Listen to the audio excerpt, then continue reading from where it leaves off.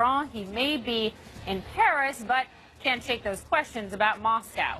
Just hours from now, he will face reporters, and you can bet he will get a flurry of questions from the Firestorm surrounding the meeting that his son had with a Russian lawyer. Why? Because of a Russian government effort. The president defending his son once again, telling Reuters in a new interview there was zero coordination between Russia and the campaign.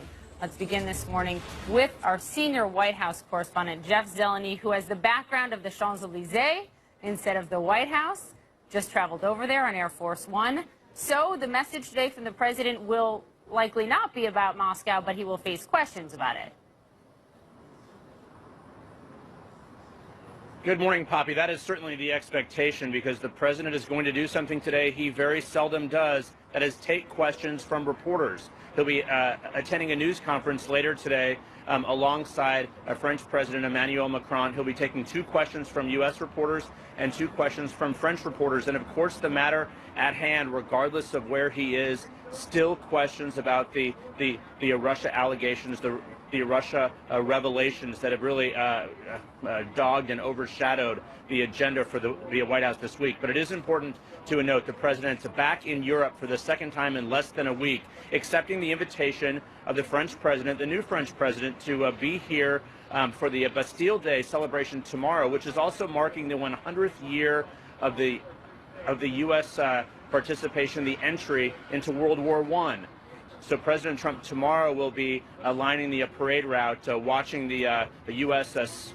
Soldiers and sailors and airmen, along with the French troops as well. But, Poppy, there also are some business meetings to be held here, of course. He and the French president are going to be having a meeting for more than an hour or so, talking about security, counterterrorism, and other matters. Of course, this is one way the president is trying to still cement his relationship with other leaders around the world. Of course, by removing the U.S. from the Paris Climate Agreement, it has given the sense that the U.S. is not as engaged with world activities. President Trump trying to send a message. He wants to be engaged on trade, on other things, on counterterrorism. So he has that chance today. But, Poppy, again, so many things hanging over the White House, particularly the revelations about his oldest son last summer meeting with the Russian lawyer. And we have some sound from an interview with the president yesterday talking to Pat Robertson, defending his son. If Hillary had won, our military would be decimated. Our energy would be much more expensive. That's what Putin doesn't like about me. And that's why I say, why would he want me? So, of course, that was sound there of the president talking about, trying to change the narrative here that Vladimir Putin wanted Trump to win, saying that, that he is actually tougher on Russia than Hillary Clinton would have been. But, Poppy, this all has this sense of the president still trying to look for an enemy, if you will, someone to fight with, if you will, trying to deflect this to Hillary Clinton, which, of course, is beside the point now. He won the election. Unclear why he's still talking about Hillary Clinton, Poppy. Yeah, unclear. Clearly. Jeff Zeleny, thank you. Also, one top Republican senator says that news of Donald Trump Jr.'s meeting with a Russian lawyer is ramping up interest in a congressional hearing with another person who was in that meeting. That, of course, is former Trump campaign chairman Paul Manafort. Let's go to Washington, where we find our crime and justice reporter, Shimon Prokupecz. So this is Chuck Grassley, the chairman of the Senate Judiciary, saying we want Manafort to come testify, and we want to hear from him next week. Yeah, that's right, Poppy. And, this hearing that he has scheduled really doesn't have to do with this Russia investigation. It's not particularly related to this. It's more related to the Foreign Registration Act. And it seems like they see this as a window, as an opportunity to question Manafort, because he himself has been sort of involved in some of the controversy within the Foreign Registration Act, registering very late after the fact, after it was revealed that he was working on behalf of Ukraine, lobbying efforts on the U.S. And Grassley yesterday basically said, that he's threatened basically to subpoena Manafort if he doesn't agree to appear before the committee. However, there are two things kind of that may help Manafort in this case, and may even outside of his refusal to appear, that would prevent him from testifying, and that's this special counsel investigation, which could prevent him. Grassley said he would reach out to the special counsel, Bob Mueller, to see if it in any way would conflict, his appearance would conflict with their investigation. Shimon Prokupecz in Washington. We'll see what Manafort says, and if he is compelled to testify, of course, he could take the fifth, I guess, unless offered immunity. Exactly right, we'll see if they ask for a deal. Thank you very much, Shimon. Appreciate it. Here to discuss all of this as the president is in Paris. Rebecca Berg, CNN political analyst and national reporter for Real Clear Politics. Matt Lewis, CNN political commentator and conservative writer and senior columnist for the Daily Beast, and Laura Coates, our CNN legal analyst and former federal prosecutor. So, Laura, just to start with you on that beat of Manafort, if he's compelled to come before Grassley's committee, before Senate Judiciary next week, is there any way you see him not taking the fifth unless he's granted some sort of immunity deal? Frankly, Poppy, no. And being compelled, I'm assuming you mean that there's a subpoena to have him come, because I doubt he will volunteer to appear. Everyone's very, cooperative until a lawyer gets involved, and until you have a looming actual criminal statute that may actually define your behavior, no one's cooperative at that point in time. So what's likely going to happen is he's well aware that Congress only has at its disposal two things if he decides to not appear or to not answer questions, and that is he could go for contempt proceedings, and that goes back to the Department of Justice, or he could ask the federal judge, and Congress could do that, to say compel him to testify and give answers. But that criminal probe that Mueller has will take priority, because that's the one that, if there is criminal conduct found, could lead to incarceration, and the Fifth Amendment is really his only way of trying to get out of that.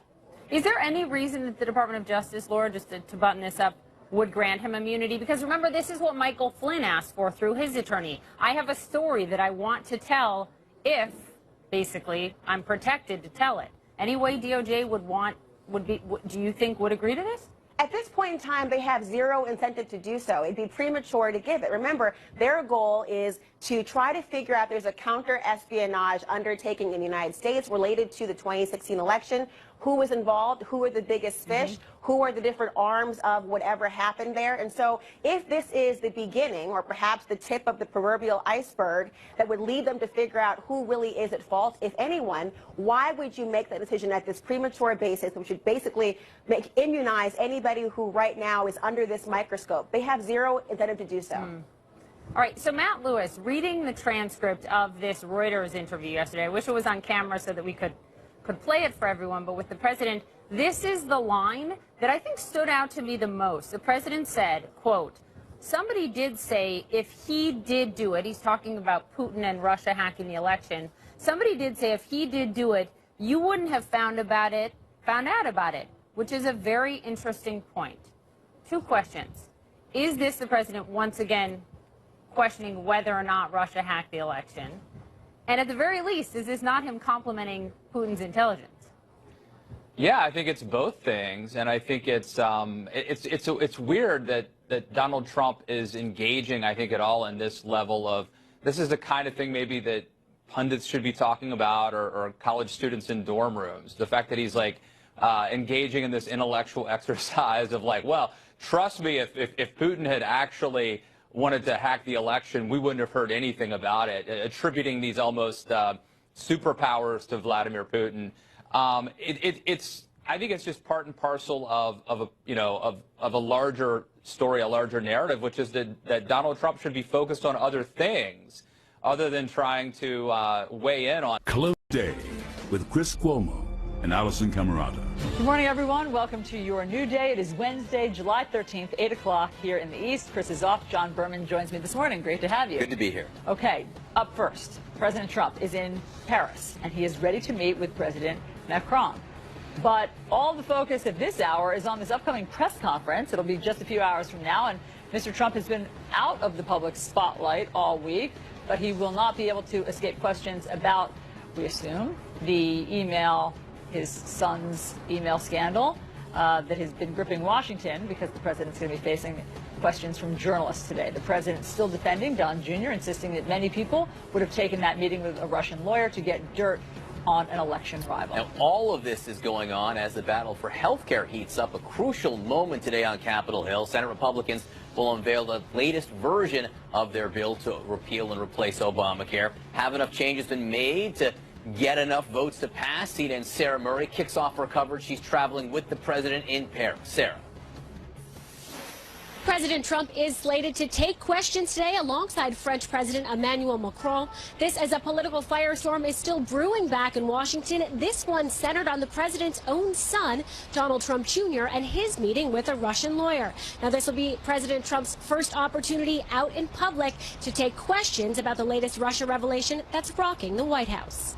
President Trump touching down in Paris, hoping to forge stronger ties with France's new president. But the trip overshadowed by the president's son's admission in emails that he met last year with a Russian lawyer believed to have dirt on Hillary Clinton from the Kremlin. Ahead of the trip, the president defending Donald Trump Jr. in a Reuters interview, saying, most of the phony politicians who are Democrats that act holier than thou, if the same thing happened to them, they would have taken that meeting in a heartbeat. President Trump insisting that there was zero coordination between his campaign and Russia, referring to collusion accusations as a hoax made up by Democrats and the greatest con job in history. A characterization rejected by Trump's FBI director nominee at his confirmation hearing on Wednesday. As the future FBI director, you consider this endeavor a witch hunt? I do not consider Director Mueller to be on a witch hunt. The president again saying he only learned about his son's meeting with the Russian lawyer in the past few days. Although exclusive video obtained by CNN from the 2013 Miss USA pageant shows the president schmoozing with the Russian family at the center of the controversy. The most powerful people in all of Russia, the richest men in Russia. President Trump also asked if he believes Vladimir Putin's denial on election interference. The president dodging instead of siding with his own intelligence chiefs, responding, something happened and we have to find out what it is. So when I keep hearing about that he would have rather had Trump, I think probably not. In a separate interview, the president again questions the U.S. intelligence community and their conclusion that Russia meddled in the election to harm Hillary Clinton. If Hillary had won, our military would be decimated. Our energy would be much more expensive. That's what Putin doesn't like about me. Congratulations, great job. With the White House under fire, the president is hoping to change the narrative with his visit to France. We want to reassure everybody, as we did at the G20, as Secretary Maddow and the Vice President have done in recent visits, that we stand by our allies, we stand by Article 5. Presidents Trump and Emmanuel Macron looking to put their differences aside after Trump abruptly pulled the U.S. out of the Paris Climate Accord. Now, the relationship between Trump and Macron got off to something of an awkward start. Who can forget that very bizarre handshake? But they will have plenty of time to spend together today. In addition to a formal bilateral meeting, they'll, of course, be giving those statements, taking questions from the press. And then later this evening, they'll be joined by their spouses for dinner at the Eiffel Tower. Back to you guys. Okay, our thanks to Sarah Murray, who has an awesome assignment there in Paris. Joining us now, our panel, we have senior Washington correspondent for Politico.com, Anna Palmer, senior political writer for the website 538, Perry Bacon, and associate editor and columnist for Real Clear Politics, A.B. Stoddard. Great to have all of you. A.B., let's talk about what we're all looking forward to as journalists, which is the press conference that will be coming up, but we don't exactly know the format of it, if it will be sort of freewheeling, how long it'll take, how many journalists will be allowed to ask questions. What do we anticipate will come up? Well, I think obviously President Trump is going to be answering questions about Donald Jr.'s emails and meeting, and he will probably, I think, be as defiant as he's been about how the meeting would have been one that most people would have taken, including Democrats, and that it's no big deal, that basically it's a media witch hunt and it's being overblown, and that this whole collusion idea is a hoax. That's what he's said the last couple of days, and I think he'll repeat that. But I do think that when he's asked about other things, maybe by the French press, that, you know, I expect President Trump to be really charming about his meeting. the invitation that President Macron extended to him and his visit there. I think he's going to talk about how they've got a lot in common. They're going to be fighting, against ISIS as a unified coalition, and they're going to go forward with, common interests. I think he's going to be really positive, as he usually is in these settings, about one-on-one meetings. And except for that one in Washington with Angela Merkel, he tries to usually pretend things are pretty great, and I think he was tickled to be invited, and I think he's delighted to be out of the U.S., and he's finding these trips abroad far more pleasurable than he expected, and his team usually sees them as a success. So he likes to be on the world stage, he likes these parades and all the festivities. So I think it'll be a good day for Trump, and I think that he'll probably get through those questions quickly with the same defiance that we usually see. And he's given us a preview in a way of how he will answer questions about his son Don Jr.'s email exchange over this meeting with the Russian lawyer. He, on the one hand, said that anyone would have taken this meeting. Many people would have taken this meeting. Also, in an interview with Reuters, he said there was zero coordination. It's the dumbest thing I've ever heard. There's no coordination. This was a hoax. This was made up by the Democrats. This is the greatest con job in history, where a party sits down the day after they got their ass kicked and say, what's our excuse? Anna, is that where the White House has settled right now? And is that argument why the reports are this morning that the White House thinks that things are going better for them now in defense of the Don Jr. email? Listen, I think we've seen a lot of different statements over the past couple of days as they've tried to get a handle on this latest scandal, from, kind of the many statements that Donald Trump Jr. has said to where the White House is.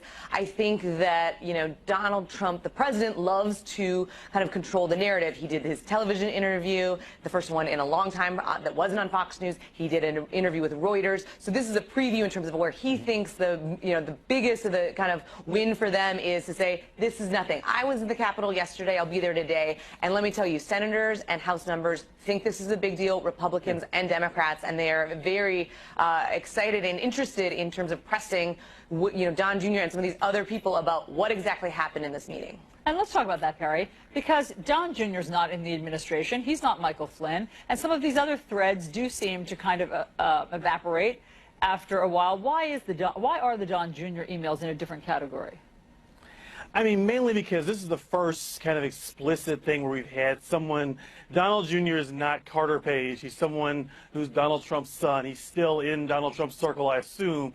And he's sort of in these emails, this more explicit, he loves, as the word love is in the email, actually loves the idea that they can get some information from the Russians, maybe help win the election. So now we sort of have two facts. We have the Trump campaign was open to receiving information from the Russians, and we know that the Russians sort of packed into John Podesta in the DNC email. So what we don't know is kind of the middle ground there, which is, did Don Jr. wanted that help? Did the Russians give that help with some kind of coordination with the Trump campaign? We don't know the answer to that question, and that's still the core question. So we're still searching, but the story still has much more to go. AB, I'm interested by Anna's reporting. She was up on the Hill hearing from many people in Congress saying that they are keenly interested in this, and they think it's a very big deal. I'm wondering if you're hearing the same thing, especially with the Senate Judiciary Committee asking to speak to Paul Manafort next week. Again, he was part of that meeting with the Russian lawyer. Then there's the issue of Jared Kushner, the one person in that meeting who actually works inside the White House right now, who may be in a very different kind of jeopardy over all this than even Don Jr., AB. Right. Well, the thing is, John, is that in the White House, there are obviously suspicions that Jared Kushner's legal team, or Jared Kushner, with his sort of implicit approval, they were the ones who located this email, and that they were the ones who sort of, quote unquote, threw Don Jr. under the bus, because Don Jr. does not have a role in the White House. He's not a part of the government, and he actually doesn't face any real legal exposure for this. Collusion's not a crime. These campaign finance provisions are a little bit of a stretch at best, and that he's not obviously going to be charged with treason, which is not, it just doesn't relate to what he did and was involved in. And so the Jared Kushner at this point, by any definition, should not have his security clearance. It should be revoked. He had to adjust his SF-86 forms 3 times because he failed to disclose meetings with Russians, the bankers, and this meeting, et cetera. And so the investigations are expanding, both the congressional ones in Senate Intel, House Intel, Senate Judiciary, as well as Robert Mueller's investigation. They are not shrinking. They're not coming to a conclusion. They are growing and the heat is on. What happened over the weekend is a turning point. It's the first time we saw some reference to the Russian government's interest in helping Trump, interest on the part of Don Jr. to meet with those people who were connected to the government and wanted to help his father. No surprise at the letter indicating that the government was trying to help his father. This is very disturbing revelation for Republicans on the Hill. Just as Anna heard, they are not publicly coming out and saying we think this administration is in peril, but what they're going to do is put the heat on policy, both on that sanctions bill up in the House, where they are not going to include the weakening waivers that the White House is asking for, and are going to force the strong Senate legislation forward, trying to press this administration to retaliate against Russia for meddling in the election. So, Anna, what does this mean about what's happening inside the White House in terms of their agenda and in terms of the different factions that we always hear about? Is it possible that there is this now chasm between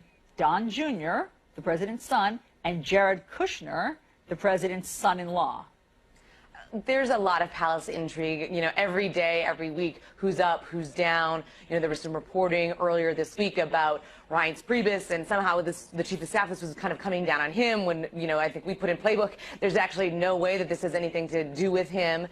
So I think as far as, you know, is somebody going to get fired out of this, we're not hearing that, but it definitely increases tension, particularly as the Senate is trying to move forward on this health care bill, you know, one of the biggest promises that Trump had on the campaign trail. This is another distraction. This is another thing where when Trump and his aides go to the Capitol Hill, it puts them in a weaker position in terms of leverage, in terms of, you know, asking senators to do this for them. Everything is connected. All right, guys, stick around. The pressure on the Senate Majority Leader Mitch McConnell as the Republicans get ready to unveil the latest version of their health care bill that happens today. What changes are being made? Do they have the votes? CNN's Suzanne Melvo live for us on Capitol Hill. Suzanne. Hey, good morning, John. Well, they can only afford to lose three. If it's 3 votes, it is dead, and it's about 3 hours or so before we get this latest version. Already 2 Republicans have said they don't like it. Conservative Senator Rand Paul says that it does not do enough to repeal Obamacare because of taxes, subsidies, and regulations that stay intact. Also, moderate Senator Susan Collins says it goes too far because of those Medicaid cuts. We are going to see Vice President Pence back here at the White House, rather on the Capitol Hill, making a cameo appearance to try to convince those senators and others to get it over the top. In the meantime, you've got President Trump, who is 6 time zones away. Some lawmakers prefer that he has been hands-off on the latest round of negotiations, but he is now speaking out and issuing this warning. I am sitting in the Oval Office with a pen in hand, waiting for our senators to give it to me. What will happen if they don't? Well, I don't even want to talk about it because I think it would be very bad. I will be very angry about it, and a lot of people will be very upset. Just a few things that we know are in the revised version. $45 billion for opioid addiction treatment. Also, taxes on wealthy Americans remaining, not repealed as you had in the previous bill. More money for stabilization funds. And finally, no major changes when it comes to Medicaid. And that's a big problem for moderates because it still means severe cuts. John? Allison. Suzanne, thank you very much. So are Republicans working behind the scenes to come together to pass some health care legislation? We're going to ask a senator who could be one of the deciding votes. Next. You might take something for your heart, your joints. Bill, President. Amendment, speaking to folks in the insurance market.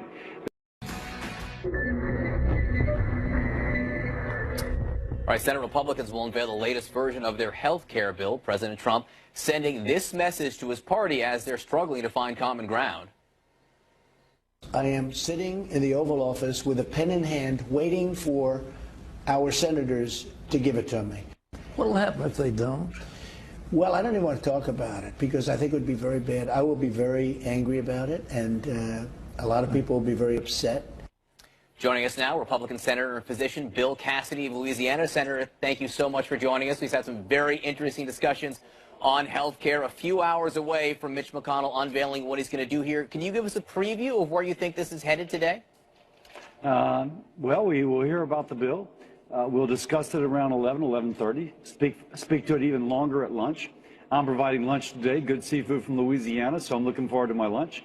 And then we'll hear the CBO score early next week. There'll be a lot of discussion over the weekend. There'll be amendments being prepared that I think the amendments may make this bill hopefully more acceptable to those who are still concerned about it, and we'll see.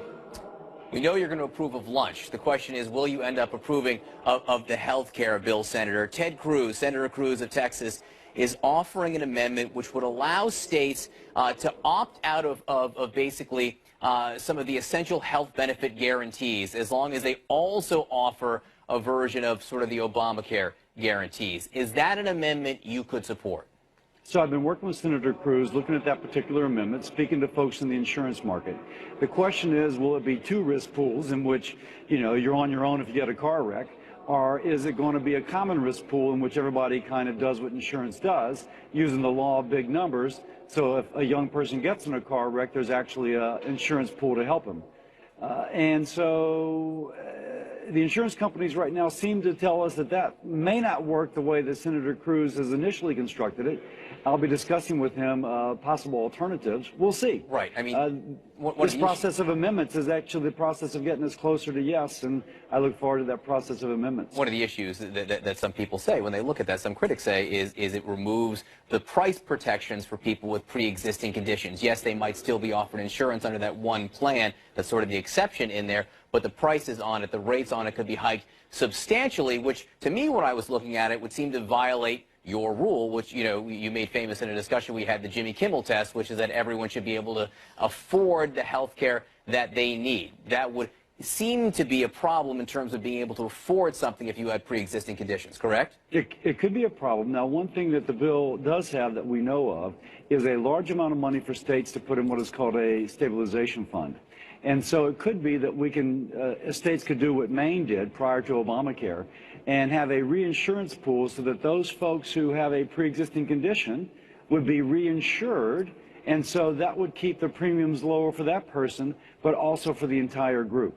So it may be possible to combine a so-called Cruz amendment with something where the extra dollars, the billions being given to states, would mitigate that effect. Still work to be done, though, in your mind on that. Then there's the issue of Medicaid, which is hugely important to a lot of people, including your colleague Susan Collins, with whom you've submitted your own plan that's separate for this, but she's very, very concerned about the fact that 15 million people, so says the CBO, 15 fewer million people would be on Medicaid after this bill is passed. My understanding is that even with all the changes being proposed today, some of those Medicaid cuts, for lack of a better word, and I don't want to argue whether they're cuts or not, those will still be in it. Yeah, but that's going to be, the principal cuts will be in 2025 and beyond. Now, keep in mind, under Obamacare, there were similar cuts beginning in 2020. And so this is actually the same type of language that was in Obamacare, but it's postponed till 2025. I'm not saying it's not an issue, but I'm saying that everybody was quite comfortable with it under Obamacare, but the same folks are kind of uncomfortable with it under this proposal. 2025 is 8 years off, so if the inflation rate turns out to be higher, there's plenty of time to adjust. That was probably the rationale under Obamacare. So for those folks nervous about it, just kind of think about your comfort level where it was with Obamacare. Yeah, just to be clear what I'm hearing for you, and then I will move on to a different subject. Are you more optimistic about passage today than you were yesterday? I am neither optimistic nor pessimistic. It's just a rule in life that if you work hard at something and work in good faith, that good things tend to happen. I will continue to work hard in good faith over this weekend up to the vote, trying to make good things happen. Are you closer to yes now than you were? I haven't seen the bill yet. Right, that's a good point. Yeah, I have to read the bill, and then I will know. Until then, I withhold judgment. All right, I want to talk to you about some of the things the president has said about the revelations really over the last few days about what his son did last year, holding a meeting with a Russian lawyer under the promise that this lawyer would provide negative information from the Russian government about his opponent, Hillary Clinton. The president of the United States says that many people would have taken this meeting. You, Senator, have run in elections yourself. There is the quote right there. I think many people would have held that meeting. Would you, Senator Cassidy, have held that meeting? I would not have held that meeting. What we don't know about Donald Trump Jr. was he clueless, or was he clued in, number one? Number two, was it illegal or illegal? That will be an important distinction for the attorneys, and that's going to be ultimately, if it was legal and he was clued in, that'll be a question for the voter to handle, and that I'm sure will be litigated at the next election. Clueless or clued in? Explain. Well, if he's clueless, kind of like, oh my gosh, I don't know what's happening here, sure, I'll show up, maybe you can, give a little bit of a pass. If it was a clued in, oh yes, I'm very much wired into both sides of this argument. Well, I think the voter will be a lot harsher in her judgment. Clueless. I mean, the email, which I'm sure you've read at this point, because we all have, the email flat out said this information is coming from the Russian government, which wants to help your father's campaign and hurts Hillary Clinton. So, by definition, what's on paper, he wasn't clueless to that, was he? No, he wasn't clueless to that, but he could have been clueless as to the implications. I don't know Donald Trump Jr. I'm just old enough to know that you've got to understand the entirety of what's happening before you make a judgment. I get that, and I get he may not have been involved with politics before, but as an American citizen, whether or not you've ever been involved in politics, does that pass the smell test? So, John, I'm totally agreeing with where you're going. We have to investigate and we have to know its motivations, if you will. But I hope you'll go where I'm going, which is to withhold judgment until we actually have kind of the total investigations by FBI, by the Senate Bipartisan Committee, by the House Bipartisan Committee, and then make judgment. What we don't want to do is jump to a conclusion, even as transparent as that conclusion may seem, because frankly, that's not what we do in America. Well, what you could, based on what we know, there's not enough information to say whether or not he should have gone to that meeting based on that email alone? I will tell you that in my judgment, I would not have gone. But on the other hand, because this is being spun, as you've begun to spun right then, into a larger kind of effort of collusion, that's where I'm going to withhold judgment. I'm not trying to spin it into anything. All I'm trying to say is it's right there on paper, and to an extent what we're beginning to hear from the White House is an effort at normalization. Many people would have done this. You now have said you would not have done it. I would not have done it, but on the other hand, frankly, if you say many people, that's a sort of elastic statement that you can make. But I will say once more that I can accept that. I can say I would not have done that, but I will withhold judgment on the whole body of the issue until the appropriate agencies have finished their investigation. Senator Bill Cassidy of Louisiana, enjoy lunch. Send some our way. Always appreciate your time, sir. Thank you, John. Allison? That does sound delicious. Doesn't it? Yes. I love Louisiana food. Meanwhile, in a rare moment of bipartisan unity on Capitol Hill at the confirmation hearing for President Trump's pick to be FBI director. Our next guest says, however, he sees a firestorm on the horizon for the FBI. What does that mean? Senator Richard Blumenthal tells us next. Is being somewhat overshadowed by the controversy over Don Jr.'s emails, revealing a previously undisclosed meeting between top Trump campaign members and a Russian lawyer. In a new interview, the president tells Reuters that, quote, many people, unquote, would have taken that meeting if the opportunity presented itself. Let's discuss this and more with Democratic Senator Richard Blumenthal. He serves on the Judiciary Committee, which is investigating Russian election interference. Good morning, Senator. Good morning. Now that we've all seen Don Jr.'s emails in black and white on the front page of the papers, where he expresses interest and even enthusiasm about getting dirt on Hillary Clinton from what he thought was a high-level Russian source, what do you do about that? What is Congress going to do about that? We are investigating not only Russian interference in the election campaign, which was extraordinary, unprecedented in its scope and sophistication, but also the potential Trump campaign collusion with that Russian interference. And these emails are bombshell evidence of criminal intent, often the most difficult element. What do you mean that they are bombshells of criminal intent?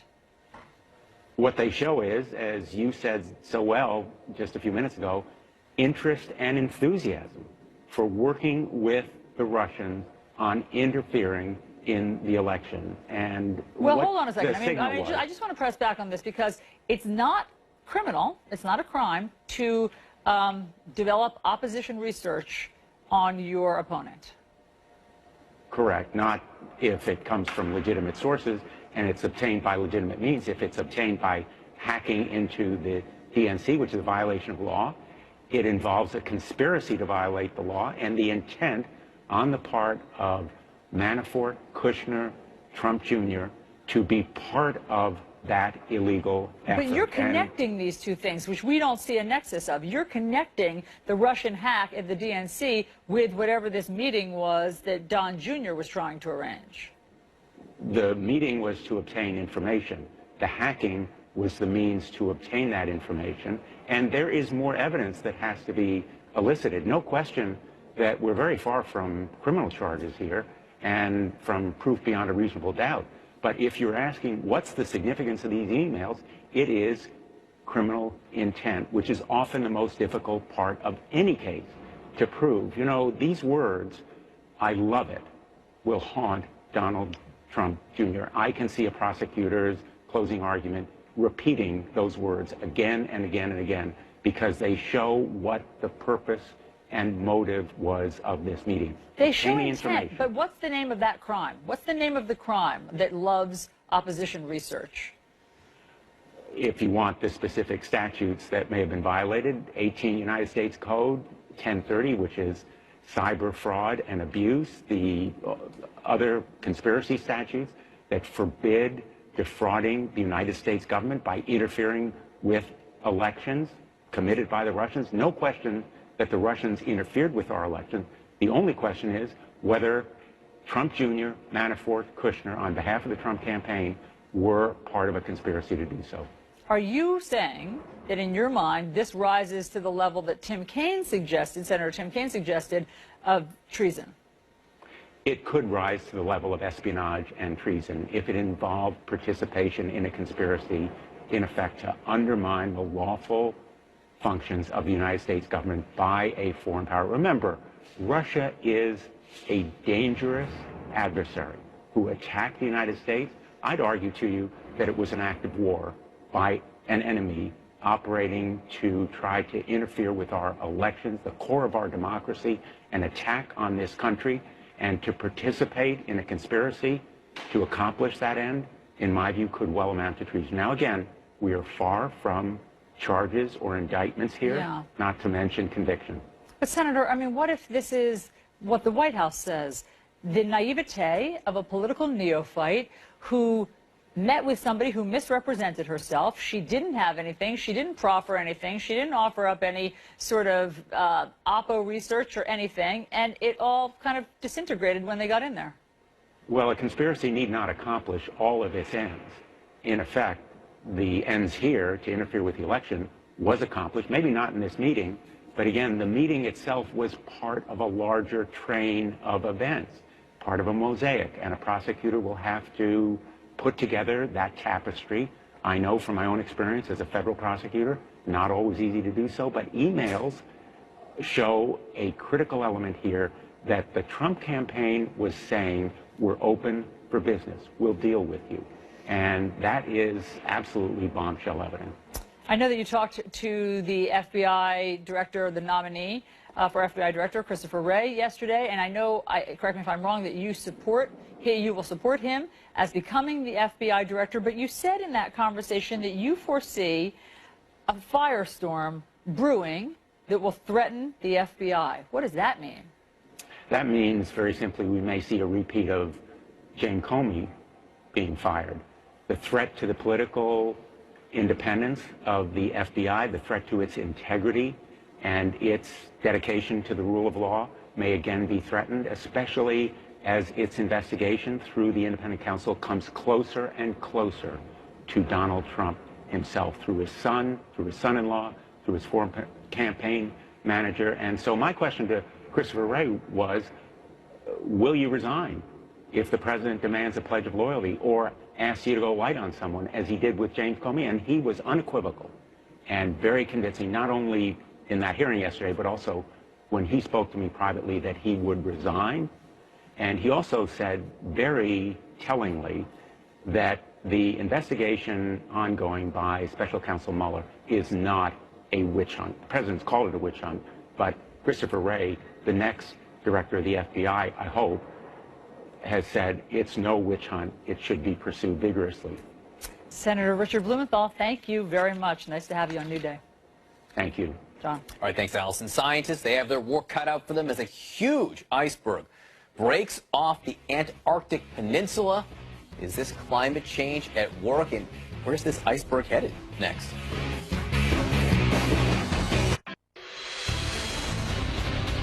All right, White House officials pushing back hard against any allegations of collusion with Russia, even using some interesting methods that have Twitter reacting a lot. Watch this. I just want to review, in case you run out of time. This is how I see it so far. This is to help all the people at home. What's the conclusion? Collusion? No, we don't have that yet.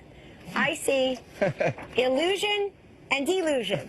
So just so we're clear, everyone, 4 words. Conclusion, collusion, no. Illusion, delusion, yes. I just thought we'd have some fun with words. Sesame's Grover word of the day, perhaps, Sean. All right, let's get the bottom line, shall we, with CNN political analyst David Drucker. My question to you, David, is conjunction junction, what's your function? No, John, I mean, you stole, wait a minute, you stole my joke. We must, I don't know if you've been, colluding with somebody and sneaking into my head. That's what I've been thinking of for the last couple of hours. What was she doing? Because that, predictably, extremely predictably, is all over social media right now, with people putting all different kinds of things on pieces of paper there, trying to make light of these questions. Well, look, she was having a little fun, and I don't think we should beat her up for that. I do think it was interesting that she did violate one rule, which is never restate the error when you're trying to make a correction. So she threw the collusion word out there, and she said, not yet, to which I'm sure a lot of people are saying, you're right, not yet, but we're getting there. So, I think this will make the rounds for a while, and it's just a part of what we're dealing with these days. It's making the rounds, and people are putting their own memes there and having different arrows pointed, and we've been enjoying words that rhyme with confusion and collusion. Protrusion. That's our favorite. Protrusion. Contusion. I could go on. David, are we going to talk about the Mike Pence thing? Yeah, so what's interesting, David, is today people were talking about what effect the Don Jr. email might have on the discussion or the parameters of how we're talking about the whole Russia investigation. And there was a really interesting interview yesterday with Vice President Pence's spokesperson, where he would not flat out say that the Vice President didn't have meetings with Russians. Watch this very carefully. Did the Vice President ever meet with representatives from Russia? The Vice President is not focused on the areas where, on this campaign, especially things that